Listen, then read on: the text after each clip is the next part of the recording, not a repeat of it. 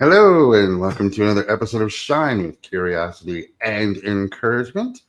I am author Stephen Eurioste. With me, as always, is my best friend and publisher, Susan Gabriel, who is also an author. I know you always talk about saying, I forget that. Yes, thank you. You're welcome. Yeah. Be sure to follow us on all social media. Like, share, comment, subscribe, get us out there. Be part of the show. We are looking for sponsors, so if you know anybody who wants to be part of an amazing podcast and full of positivity and shine, as always, we are sponsored by Sonshine. If you are an aspiring author out there and you want to be published, go to soulsunshine.com and reach out to us. We'd love to publish your book and get you out there and make all your dreams come true. Wow, so we were off last week. We took a little hiatus and Yeah, we played hooky. we did. We sure did. Yeah, when was the last time you played hooky? Oh, I don't know. I was probably 23.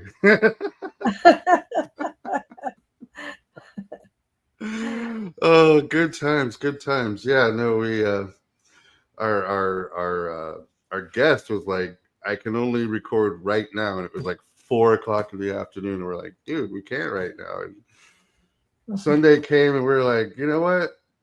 Let's just take a week off and have some fun and relax. And tomorrow is now Labor Day, of course, so we'll have that day off. But here we are, Sunday evening. Mm-hmm. Yep. Any news to share? Um, well, we've always got new books coming out. We've always got new um, opportunities for authors to become better known and to promote their work.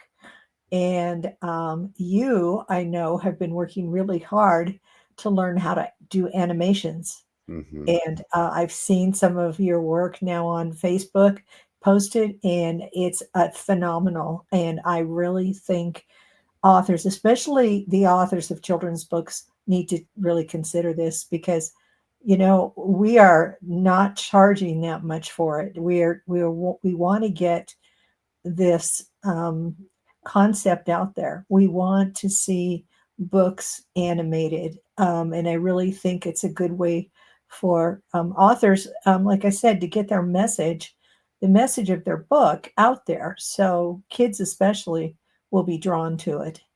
Oh, absolutely. And in this day and age of modern technology, Hmm. um, being able to go to YouTube or an app or a website to watch your book, to play with your characters, to bring them to life off the page is where it's going in the future. I mean, we are going into a digital world. Yes, yes, yes. It becomes more and more so. Well, they say, what was it? Terminator. Skynet went live on August 29th at 1:15 a.m. or something like that. And, so, Yeah. and it was the 29th just a few days ago. So Skynet is active now. Oh, so this year was the year that it went active. Oh my gosh. And AI came out, version 5, the Chat GPT just just came out, and it's Yeah, supposed to be way beyond anything that we've seen yet. nice. Nice. So we're Yeah, in Terminator time frame right now. yeah, that's scary. Oh, Why'd you have to that's tell me awesome. that? Now how am I going to get to sleep? Oh, it's okay. So we have a very special guest today. I think I'm going His to name need is him after you Yeah. told me that. I agree. I think he's perfect to come on after that announcement. Yeah, yeah. Uh, his name is Kevin Howley. So without further ado, let's bring Kevin to the stage. Kevin, how's it going? Hi, Hey, Kevin. good. How about yourself? Doing well. I Doing was just well. getting. Well, after I was Stephen having a told me laugh that at we're your in Skynet Skynet, topic. yeah, I need what you got. I think there are people out there and our audience who are going to need what you've got too. No doubt. Kevin, you are the founder and CEO of Health Avenues. So why don't you introduce yourself? Let us know a little bit more about you and explain why Susan's going to need your services after. Okay. Well, my name's Kevin, and so I was actually helping my mother found her business called Health Avenues.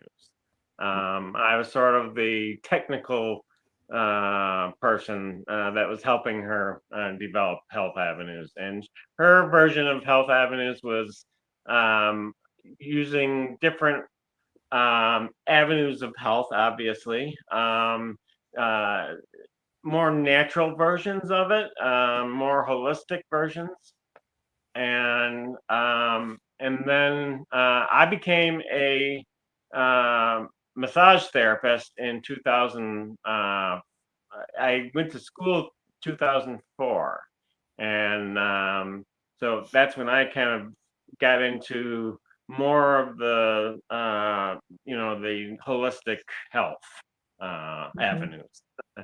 And but before that, I became I got into a cloning program through homeschooling, and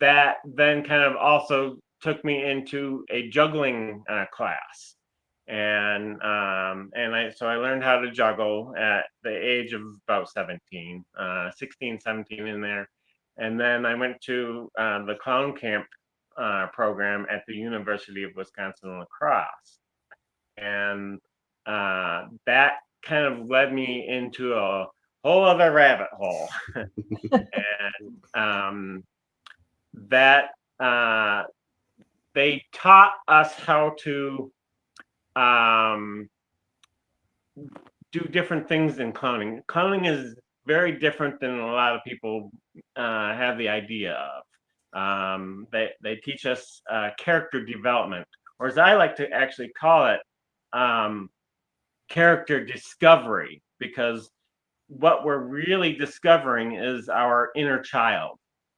And I was still somewhat in my childhood at that point, but um, it was kind of bringing that inner person out of us, Mhm. and being able to let go and be goofy again, um, and be, develop, find our clown walk, our clown uh, um, posture, our whole character is coming out of us, and we're expressing that. And so, as I got into that, I did that for about 10 years. I was invited to do a lot of different types of events around the Detroit area, Nice. and um, including the Royal Hannaford Circus. And I've also performed in the Shrine Circus as well. Very And nice. so I've got some experience, and I've done library programs and um, school programs. And what I did was I would go into the schools and libraries and show them how accessible juggling is. That if you pick up a book and you start practicing how to juggle, you can actually learn it. It's not really all that hard, but it takes, like most anything, it takes time and persistence to practice. Mhm. And so, as I developed my character over time, I was able to um, go into different events, and I would teach people just randomly how to juggle. They would come up to me and say, "Hey, look, I'm going to show you how I can juggle." And Nice. yeah, sometimes it was actually a decent juggling. Other times, it was not Not so quite much. juggling. Yeah, Yeah. not so much. And so I would just kind of say, well, let me show you kind of what you can work on this, with. And so I would show them the steps on how to juggle. And so that's kind of where my program Toss, Catch, Heal comes into play. Nice. And but that's not till later. Coming back into the massage therapy line of work, I went into school at the Ann Arbor Institute of Massage Therapy, and I went through a full year with that program and learning anatomy, physiology, and so on, and just a whole lot of different things, even the psychological end of it. I mean, we were dealing with a lot of people with, different issues. And we sometimes call it the issues in our tissues. And because stress really does develop in our tissues. Oh, absolutely. And, Yes. With so, with your clown development, is there do you have like an outfit that you put all together for it? Do you have makeup that you yes. put on for it? Things like that? Because Yeah. I know in this day and age, there's a lot of negative connotation for clowns, Yeah. primarily due to horror movies, Right. Yeah. Yeah. and people's fear of clowns. Yeah, that's definitely an issue, and I've always tried to be an advocate for, trying to show people, hey, I'm not so bad. I'm just, a different. I'm a human being with, a kind of a cartoon character like character, Yeah. and I that's mean, that's it's, really all a clown is a cartoon character that yeah, we portray. right. And, It's acting really in a yeah, lot of well, ways. Only in your case, it's not so much because you're acting, but you're acting more like yourself. exactly, exactly, and that's really the point of it. Hmm. It's a different kind of acting. I actually have a cousin who is an actress, and Uh-huh. so she's played different roles, and she does actually some educational programs herself, and with schools and different programs, and does a reading program, and so we have that connection. Hmm. And she's actually hired me on a few occasions as well. So, Very but nice. coming back to the, um, I kind of forgot the question. Yeah.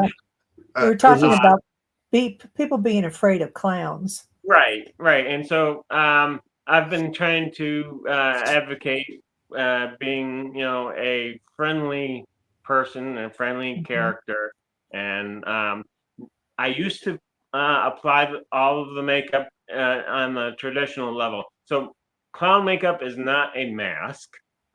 Clown makeup is right. actually a way to highlight our facial expressions from the back of the theater. So let's say you're in a theater or a circus arena and you're got the nosebleed seats. uh, you're not going to be able to see my face like this very well. Hmm. And so if I highlight it with white, and so my type of character is called a goose character.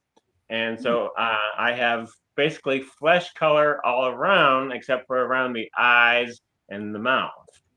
And so that actually highlights those expressions. Hmm. You might, I had eyebrows that were a little higher than my own.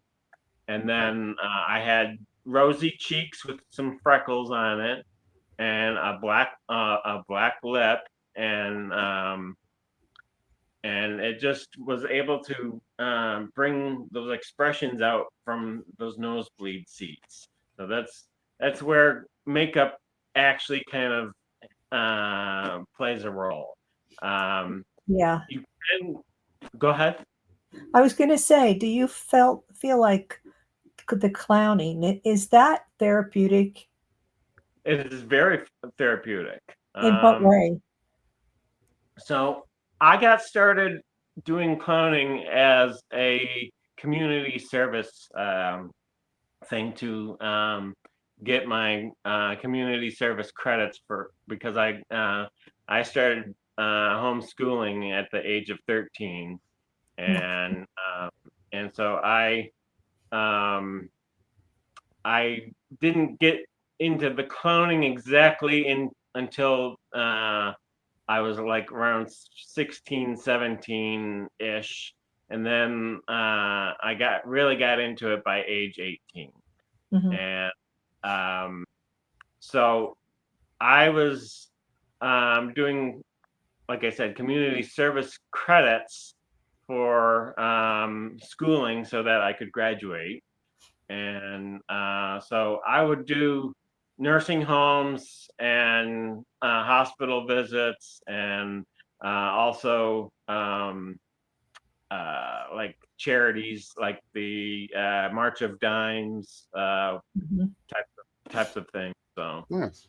um, so I would use that as a way to kind of work out the bugs out of my whole routine, and Mm-hmm. kind of get used to that. And so I would just go into nursing homes, and sometimes I would invite other clones, sometimes I would do it myself, and sometimes we would do like little skits or something for the residents, because they don't get um, you know the quality time with normal people. But you know Yeah. they don't get outsiders coming in to Yeah. see them, Right. Right.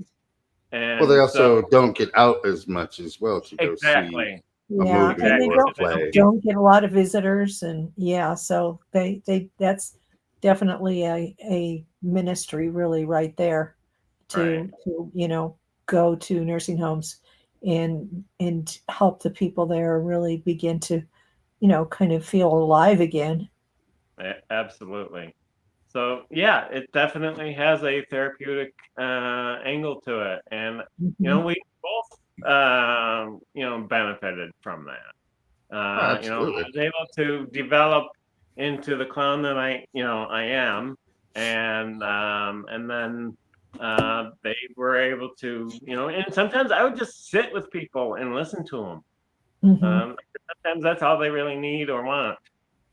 And so, hold their hand and listen to them. And I remember this one visit. I'm kind of going off the track here, but It's I okay. remember this. It's uh, okay. I remember this one visit that I invited a couple other clowns to come with me, and one was a gentleman that was older, and he was um, he's a different type of person than I was really used to, and but once I got to know him during that visit. Sorry, I'm looking off to the side because I'm trying to remember all the little details.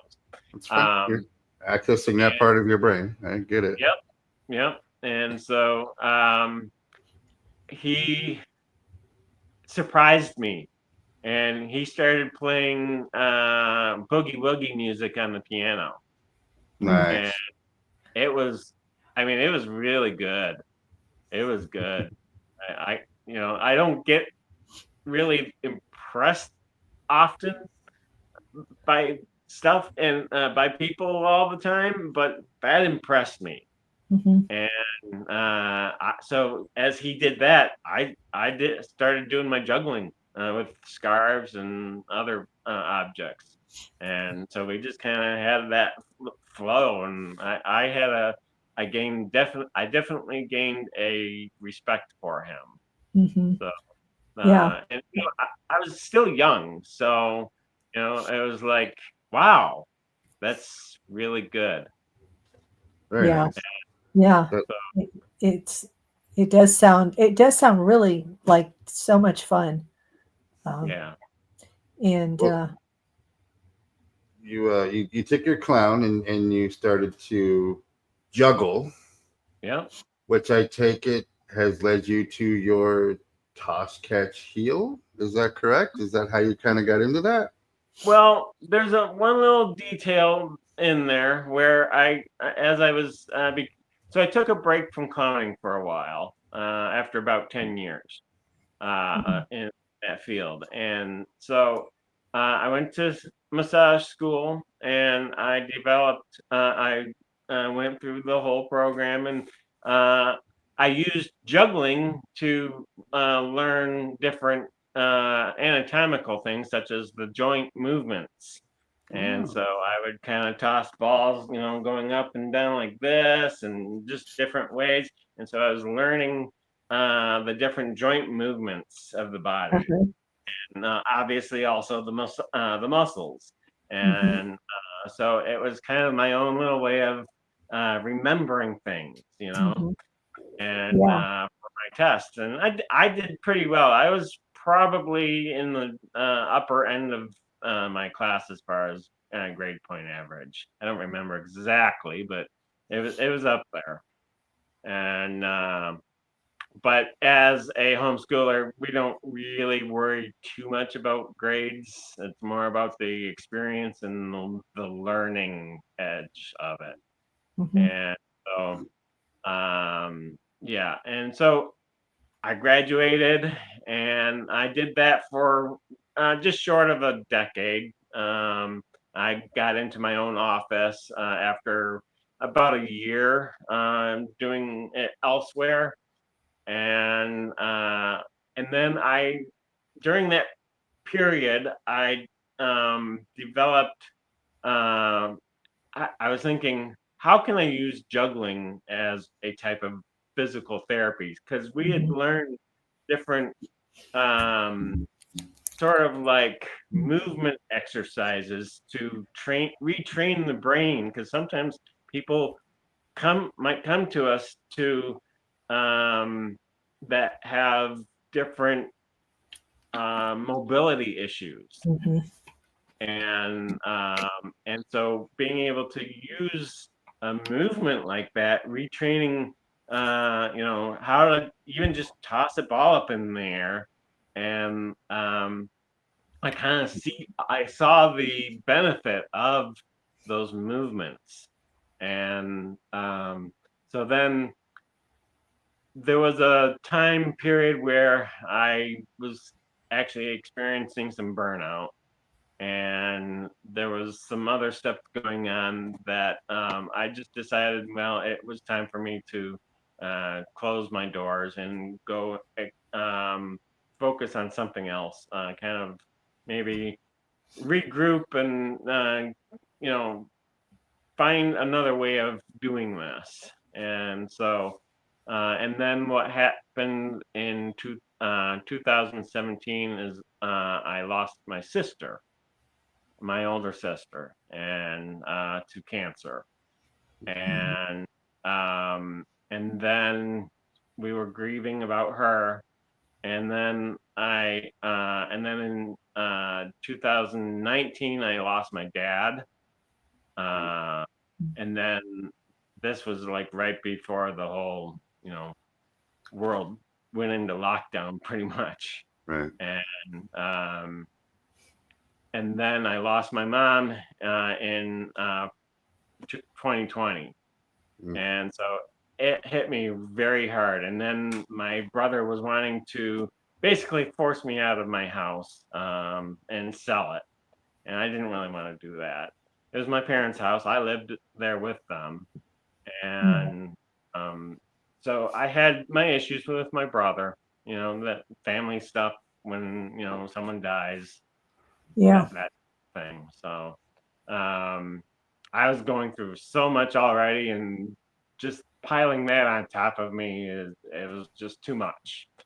Hmm. And so I stayed in the house another year, and then I had to move out, and it was just really a lot to put on me. I think I was very resilient, but it was a big toll on me. And There's a lot of trauma there that happened all Yeah. back to back to back to back. And, Yeah. yeah, Yeah. and not to mention I lost uncles too, and so it was just like, wow, and so I was kind of heading towards what I call the dark side of the force, and just that mental attitude, and I was just like, my head was like all over the place and trying to figure out what the heck is going on here, and so I was in a very negative mindset, a very dark mindset for a while, and I knew that wasn't very good for me. And that, and so at one point I was like, I know about there's certain research for juggling that says that it can help with depression, anxiety, those types of things, and then also grief and PTSD and all of that. Just all kinds of different stuff that helps. And so I was born with some physical challenges, and the doctors even told my mom that I may never walk or talk. oh, wow. And so going back to that, I'd learned how to juggle and even ride a unicycle and all of that when I was in my in my teen years. And I did some other stuff too that was pretty incredible if I really think about it now. I mean, and so at that age, I was developing my body and mind in a different way with the juggling, and it was really building me up in a different way that I was feeling the change. And so coming back now, I'm like thinking, it helped me then. What can it do for me now? Absolutely. And so maybe I need to try this again. And so I started the winter came and went, and I went outside into the spring weather, the early spring weather, kind of that little tease that you get in the early spring. And I just started tossing around my clubs and doing some tricks that I didn't really ever try before. And I was having some mild successes, but it felt bigger than it really was. And so it started to bring that confidence level back to me. And so I kept doing it, and I did it on a regular basis, as often as I could. And so then the next step that I discovered was that as I was practicing, I was not focusing on my problems. I was focusing on what I was doing. Otherwise, I would get hit in the head with a club. Right.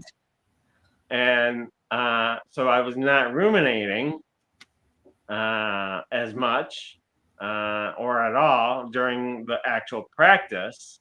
And as I kept doing that, it became less and less and less. And so that's where I started to see this is a movement meditation. Absolutely. And so that's where Toss Catch Heal was basically born. Well, one of the things that I think that you brought up that a lot of our listeners really need to understand is that when you go through trauma, when you go through depression, when you go through suffering, your brain does one of two things. Either it stays in that trauma to try and understand it, or it goes back to another time when you were happy to try and relive the memories through there.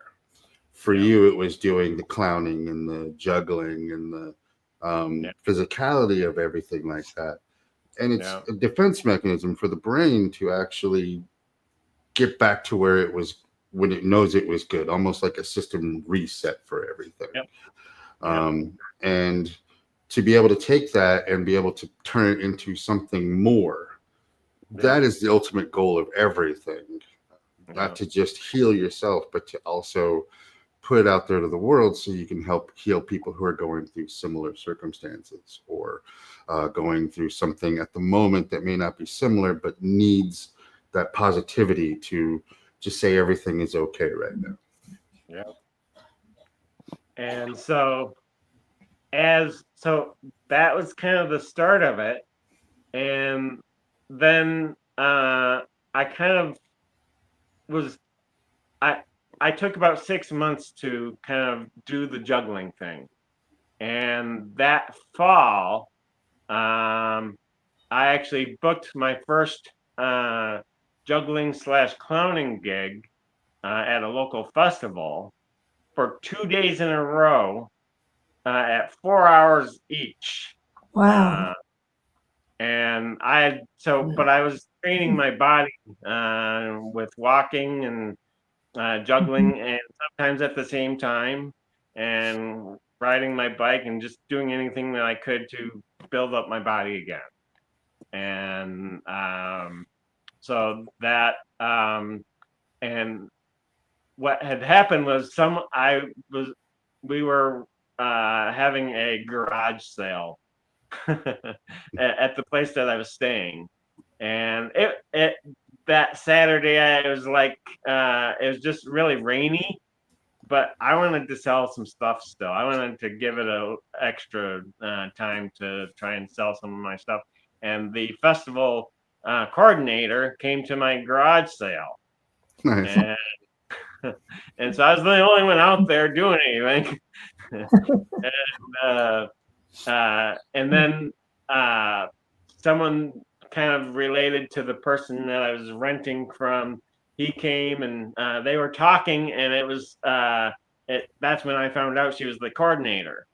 And so I said, well, maybe I should tell her what I do. And so the guy kind of helped introduce us, and so I showed her what that I'm a juggler and a clown, and so I ended up booking that gig, and so that obviously built up my confidence even more, and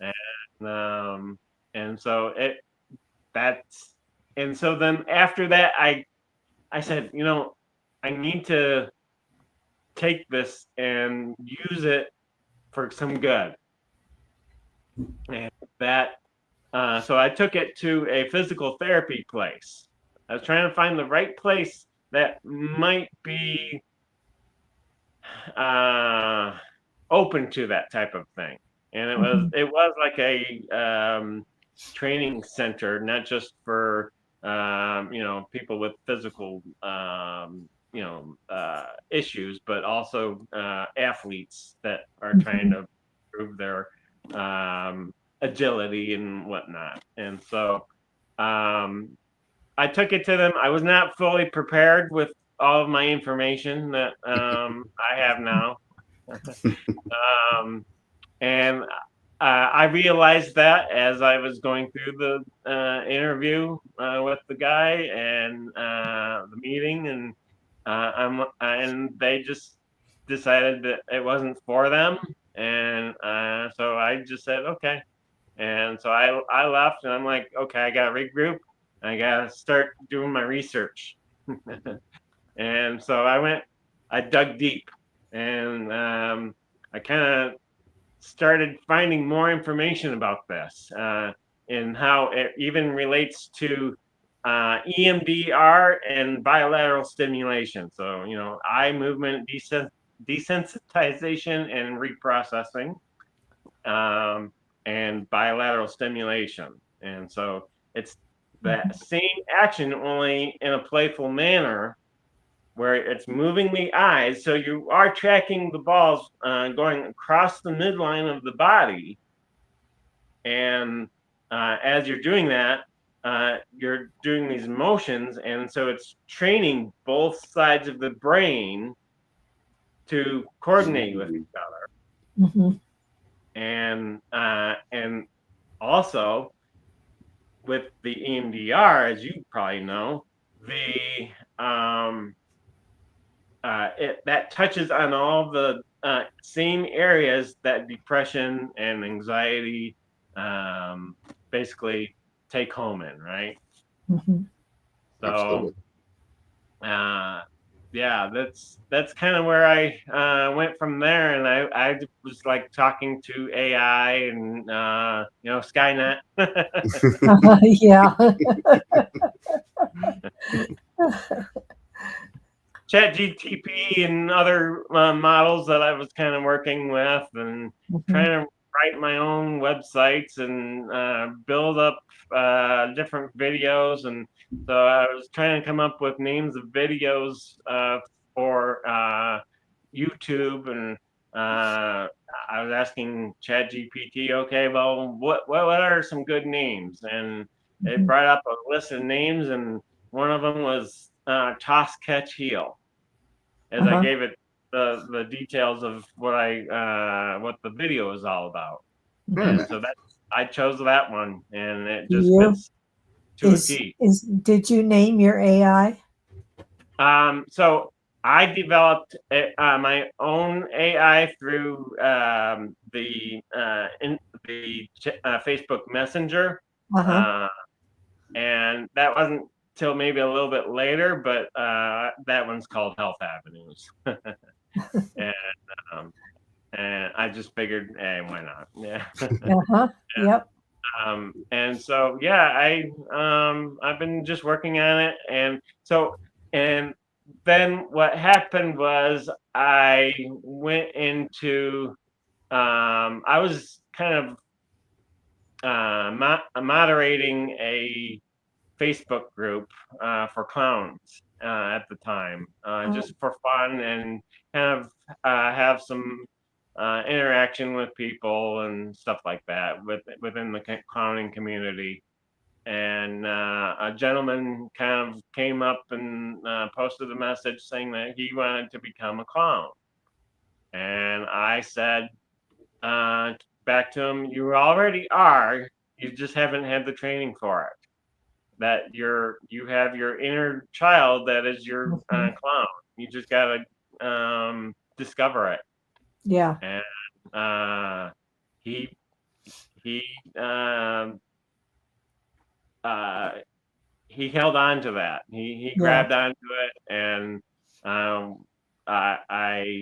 we started talking, and I taught him how to do the juggling over, like, let's say, I'm gonna say about 6 months to a year. That I was really working with him, and he's still learning, but he's got the general idea of it. He's able to do 3 balls. It's just not as steady as mine. Hey, I call myself chief ball dropper, so I made a living off of dropping the ball plenty. So yeah. So let's do an experiment, and let's see. You can tell me if this makes sense or not. Let's see if you can help Stephen and I come up with our inner clown. How would you go about doing that? So you would do a clown walk. So you would kind of get up out of your chairs, and you would just kind of loosen up a little bit, roll your shoulders, and just kind of start to maybe wiggle your arms around a little bit, and you just want to really kind of bring that character out of you by doing different postures while you're walking around, and you might react to something moving across the room. Right, Yeah. right. Yeah. Uh-huh. Everything is something like definitely that. So you want to kind of overemphasized. yeah, exactly. You want to Yeah. There's some overemphasize. large movements. Uh-huh. Exactly. Yeah. Think of how Buster Keaton. Obviously, Buster's a little more stone faced, but Uh-huh. you got Charlie Chaplin, and you got my favorites, Laurel and Hardy, Uh-huh. people like that. And Yeah. I so, grew up with Bozo. yeah, I actually hold on one second. My sister went to a show with Bozo and got a autograph picture. Wow. Nice. That's very cool. So I keep that in my kitchen now. How about Captain Kangaroo? I used to watch Captain Kangaroo a little bit. Uh-huh. I also liked Mr. Dress Up and Mr. Rogers, things of that sort. Yeah. But And I think Mr. I Bean probably did. is definitely a clown, Mr. Bean. Yeah, Yeah. yeah. I love And Mr. B. so, Yeah. He's yeah, there's yeah. something about that. There's something about seeing a person being so free of concern over what people think of them, Yeah. Yeah. and and I've that's gone through those stages where being shy or whatever, but right. for the most part, I've never really been all that shy. But I've been made fun of in my Mhm. early days, and even really now on occasion. But it's people. And now I realize, it's really about projecting their own Oh yeah, fears. And Right. absolutely. Yeah. so It's their issue. it's their junk. Yes, Yeah. it is. When you can embrace yourself and who you are, it Yeah. doesn't matter what anybody else thinks or says about you. Mhm. Right. You just you release this aura in a completely different way, because I was there with you. Insecurities, thinking the worst things about myself, and thinking that the world is making fun of me, or thinking that somebody doesn't like me, or thinking that I messed up on this or messed up on that. And it really does a number for you until you get to that point where you're like, you know what? Screw it, because I can't say what I really want to say in there. And I'm a geek, and I have embraced geek culture since I was little. Yeah. And now, whenever I walk into Publix or walk into a store that has those automatic door openers, I'm using the force to open the door, and Yeah.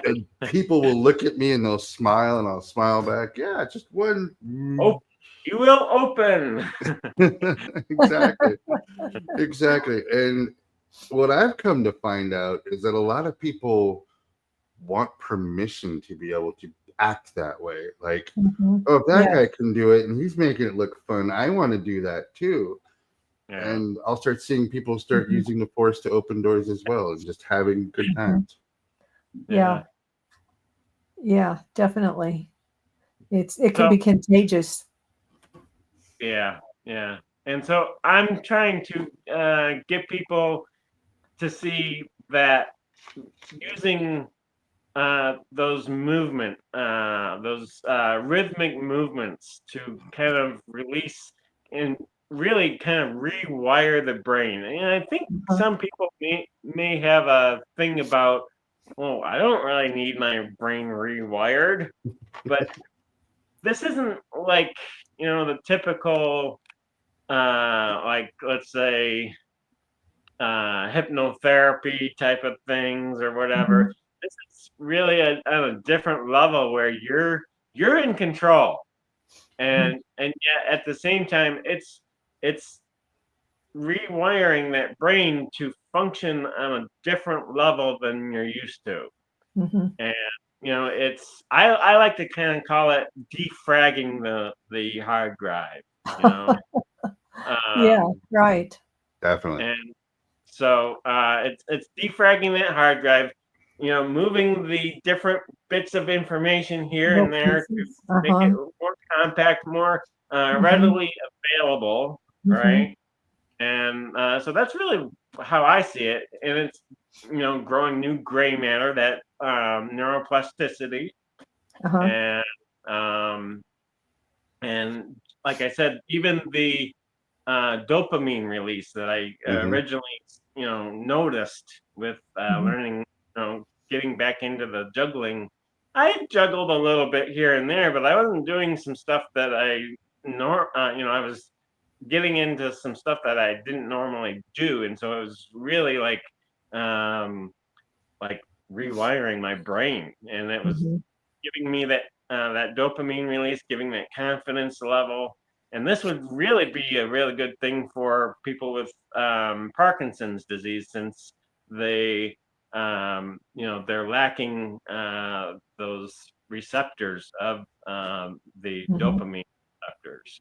Right. Uh, and so I see this as a huge potential for a lot of different people. I really kind of want to focus to start on people with anxiety and depression, because that's really where kind of the main research has led to so far. But Mhm. there's a lot of potential with this. Well, you mentioned the Parkinson's thing and the way their brains are lacking in the ability to, I think, absorb dopamine or Yeah, retain it in the brain, and they lose it. Okay, well, there, of course, they have movement issues too. How are they going to juggle, or how are they going to learn, so I would interact, or integrate movement into that? right. It would really take a very slow process of step by step, Mhm. one little movement at a time.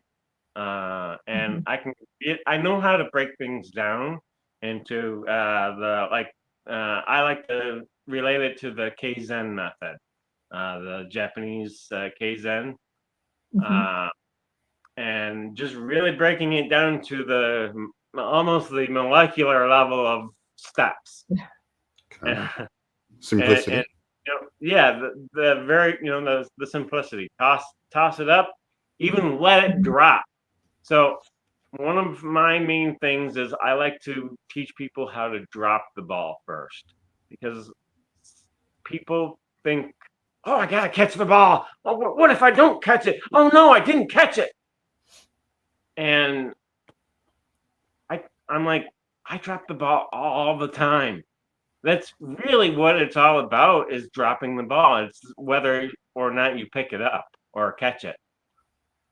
That's a That's what metaphor right juggling there. is. Dropping it, you're tossing it up and letting it drop. And if you manage to let it drop into your hand through plenty of training and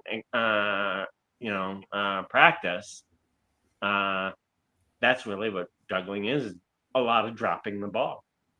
And so, chief ball dropper. There's there's there's definitely Yeah, a that makes metaphor there. sense. Yeah. Like no matter And how many times you drop the ball, it's picking it back up, right? yeah, exactly. That's really like the philosophy, a life philosophy. You keep dropping the ball, you got to pick it back up. That's what, Mhm. and that's sort of part of the other, I would say, the psychological part of juggling. It's not just, Mhm. tossing the balls back and forth and dropping them and whatnot, but it's Mhm. noticing where you're at.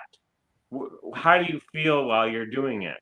Forget Mhm. all the stuff that you're going through for the time being. You can work on that later. Mhm.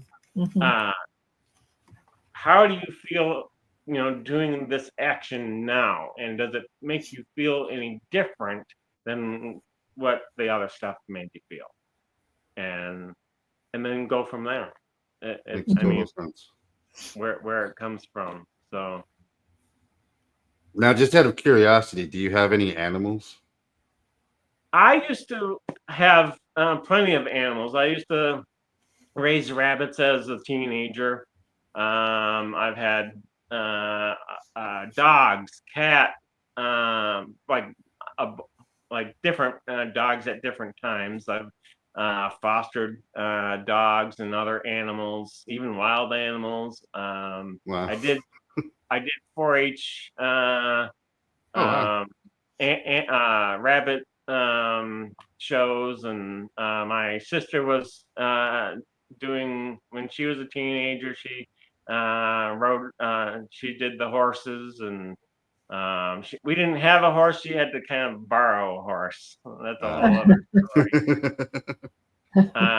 I was just thinking that because I saw a video of you with the scarves, but Mhm. I've got cats, and I know if I started tossing up scarves, that they'd start going after the scarves. That would add an I element of can visualize challenge, that. an I can extra visualize element that. of challenge. Yeah, No yeah. doubt. You'll have to train them to bring it back to you. Oh no, Yeah. they're not trainable. They're not Oh, trainable. yes, they are. I actually trained a cat once. So as a clown, Maybe your cat, but my cats are not.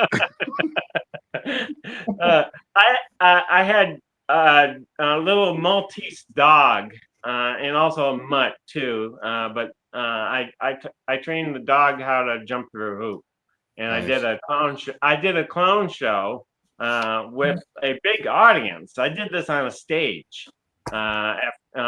First I took it to the nursing homes to do it, just to get her used to the people.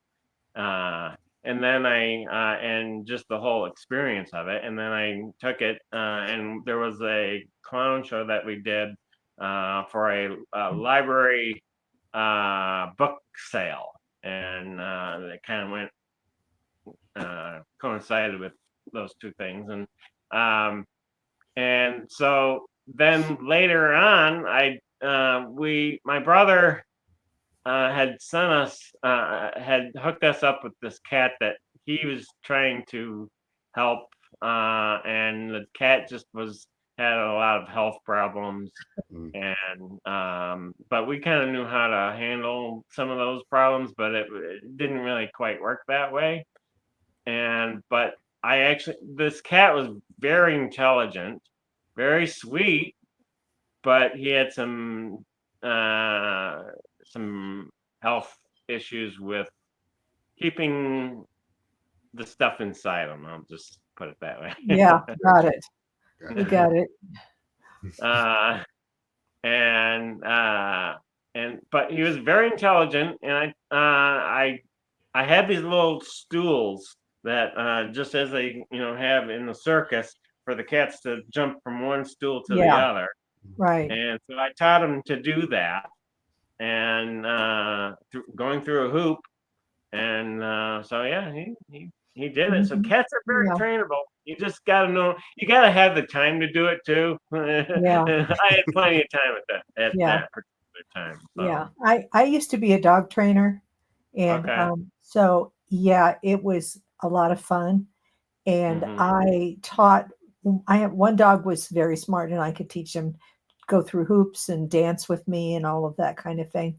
And then I learned how to teach him how to quote tell colors, how to identify colors. Hmm. Wow.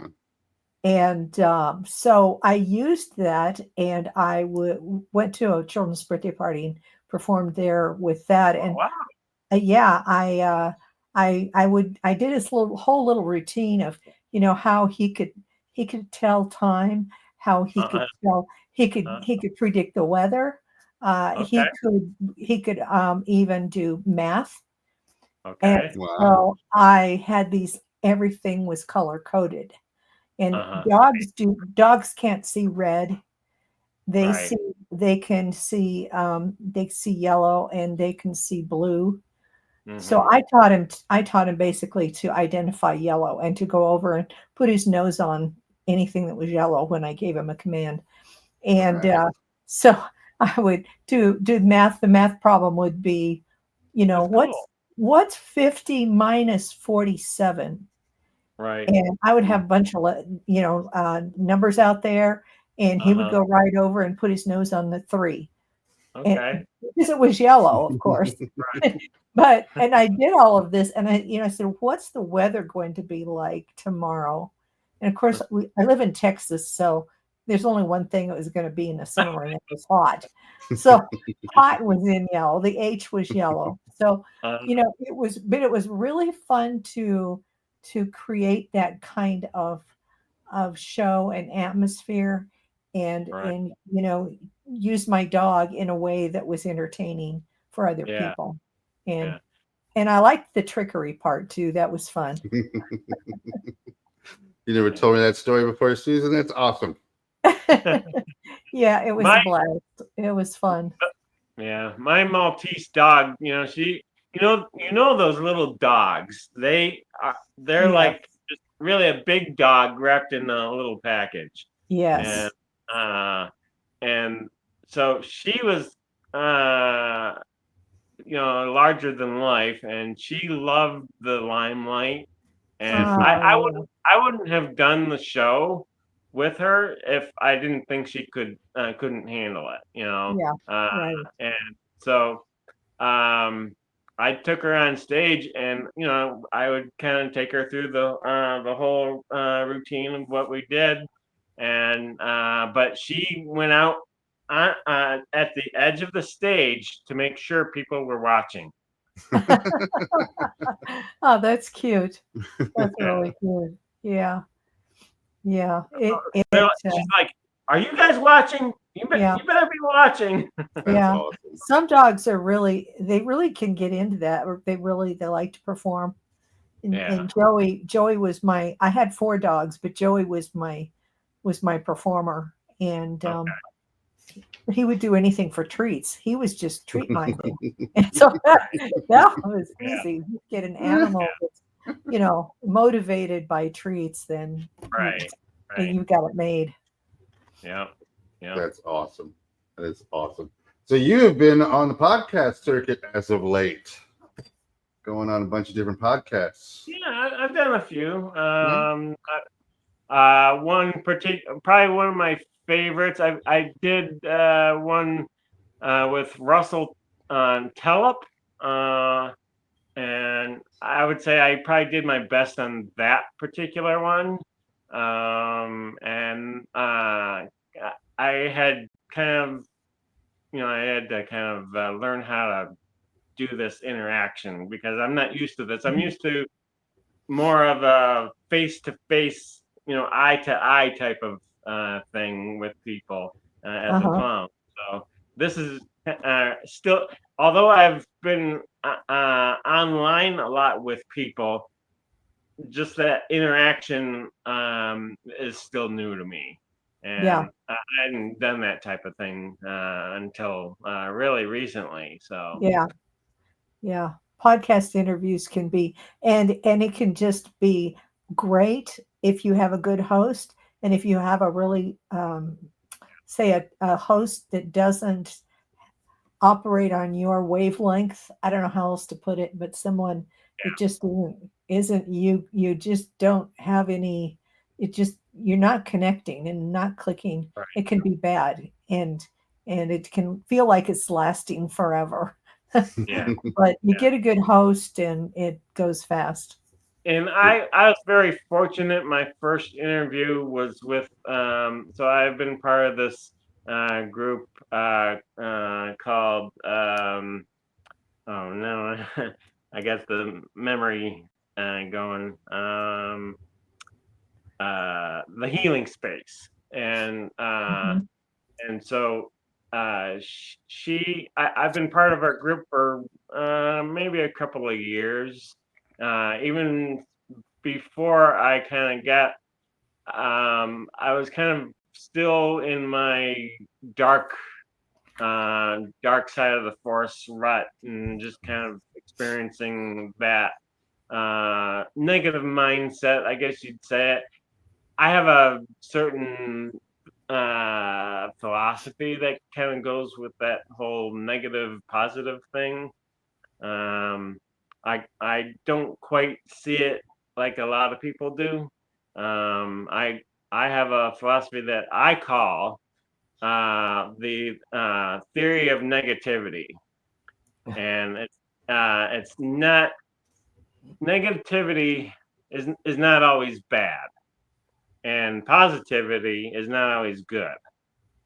And you can have toxic positivity, and you can have negativity that can bring you can kind of direct you in a positive direction. If you're trying to how do I want to put it? Well, it's kind of like yin and yang. Yeah, exactly. It's You yin can't and you can't yang. know good if you don't know bad. Exactly, and each one has the little seed of the other, right? Right. Within the other half of it. Right. Exactly. And there's also the um that what is it? The Taoist philosophy, the story of the Chinese farmer. Have you heard that one? No. No. What's that one? Alan Watts has a really neat version of it that is recorded with his voice on YouTube. I could probably send it to you. And it basically says that things are so complex between the positive and the negative of events that happen to you that you don't really know whether something is going to bring you, bad luck or good luck, or how it's going to end at a certain point, because Right. the negative can send you on a certain course that could lead to something positive that happens. Right. Just like That's right. Catch-Eel. I had to go through the negative part in order to discover the toss catch heel. Yeah. And so, yeah, definitely. Absolutely. When we have time again, we can talk more about that. But we have come up against our time here. Okay. Before we go, is there anything you wish to share about a time? Oh, wait, sorry, wrong question there.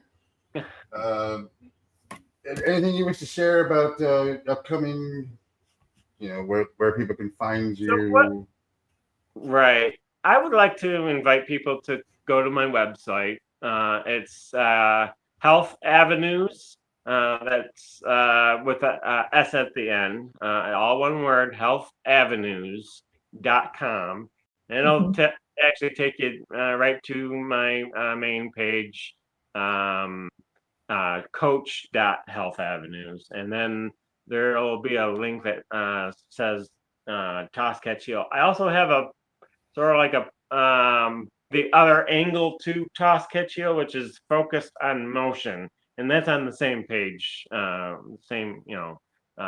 links will be on there, and they can kind of learn about my two different programs.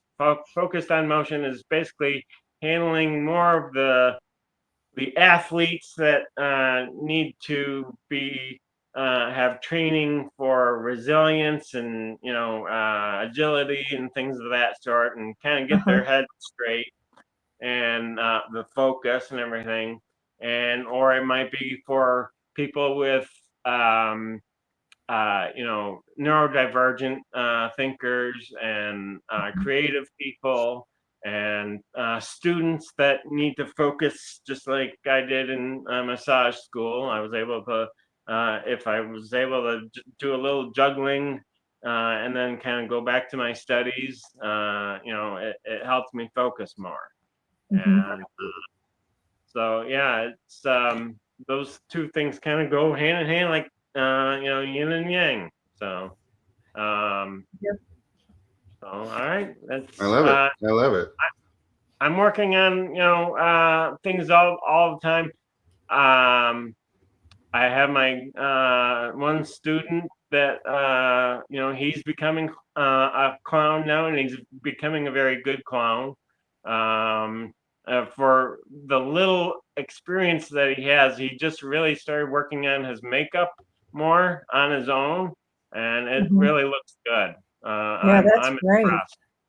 Yeah, And we've done that a must couple be fun. gigs together, Yeah, and he was able to. He did very well for his first gig. I was just highly impressed by him.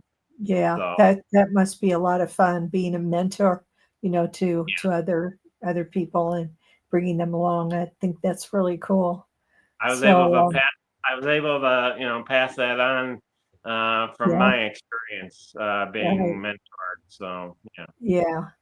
Definitely. So And anyway, so but if we will people add. want to sign up for my program, I right now I'm basically doing uh, all live one-on-one sessions Okay, with people, just so that I can kind of get a kind of guide them in the right mhm. direction that they need to go. Okay, so Uh, you do live, but do you do virtual yeah, in in well, that yeah, type of it's live? a virtual live one-on-one, Okay, so that I can right. do in person, but I find that's where the my interaction with him was he was kind of my practice person of Yeah, doing it online, and because I where wasn't are sure if I you? would be able to do that. Yeah, where are you located? What I'm in city? the Detroit area, so Okay. between Detroit and Ann Arbor.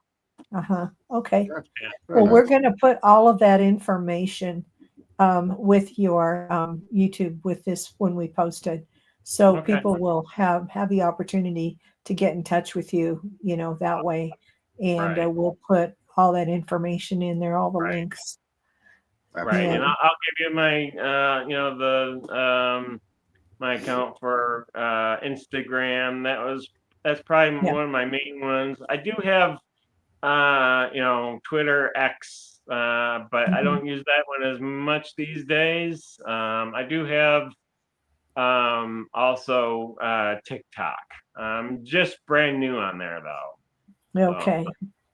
Gotcha. We'll put all that on the post for this episode on YouTube and our Facebook and our social media pages, so the people who all right. follow us can follow you. I want to thank you so much, Kevin, for coming on the Shine with Mhm. Curiosity and Well, Encouragement podcast. You said, let wait me one moment. just do it one quick demo. Oh, we've never had a demo on our podcast before. Let's check it out. Look at that. Yeah, I can Oh, envision your yeah. cats. Oh yeah, cats. Oh yeah. I love it. Yeah, the cats would catch him. That is, oh, look at that. Changing it up. Wow, that's talent. There you go. It's skill. You got to work on skill. Yeah, Didn't that happen is overnight. true. I Yeah. love it. I love it. All right. Thank you so much, Kevin, All for. right. Oh, Take you care. got one more? You got one more? Did you pick up another one you I'm wanted to do real gonna quick? do some bean bags. Oh, some bean bags. All right. Yep. Look at that. Oh wow. Yep. I can totally see where you're coming from with the eye hand coordination, where the eyes are moving, Yeah. the hands are moving, start to build up that motion, everything like that. The Right. You dopamine's actually being want to look. released.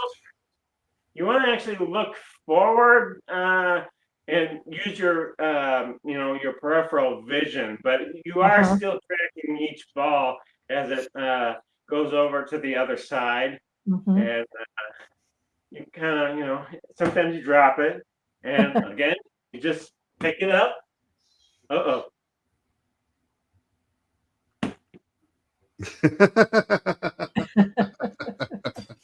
There you go. oh. See, there's the clown, but you're also teaching us that Exactly. it's okay. It's okay to drop. It's In okay to fact, it's drop it. more than okay. I highly recommend it. I Yeah, love you get extra exercise that way. Yeah, it. exactly. And, I love it. trying to bend over to just touch your toes. How fun is that? Yeah.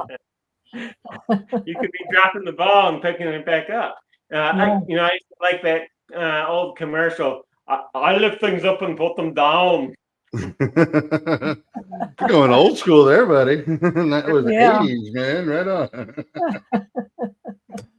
Well, Kevin, thank you for coming on our podcast today. I'm going to put you in the green room. We'll talk for a little bit afterwards. But Okay. if anybody has any questions, Kevin, you'll see his information on the post. Thank you for coming on, and we'll talk to you in just a moment. Well, that was fun. We haven't had a clown on before. No, we haven't. That was great. Yeah, that was lots of fun. It was.